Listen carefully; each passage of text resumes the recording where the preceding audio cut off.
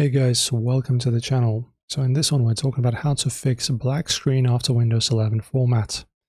So usually this happens because there's a graphics driver conflict, Windows outputting video to the wrong display port, or Windows setup getting stuck during the initial desktop load. Alright, so firstly guys, try these fixes.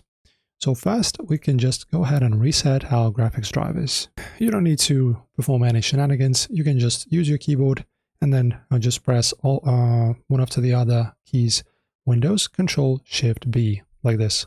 Actually, my bad, I'm not going to do that because my video is going to get destroyed. So let me just, open up a notepad. All right, and in here I will show you. So you press on Win plus Control, Shift, and B. So this command, okay?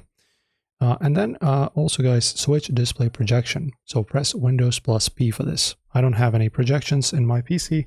I don't even have them enabled, but you just go ahead and use the second command, Windows plus P, like this.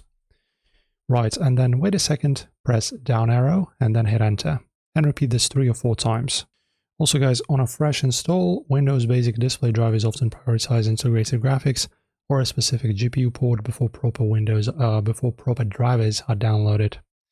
So just if your PC has a dedicated graphics card, NVIDIA or AMD, make sure your HDMI or display port cable is plugged directly into the GPU ports.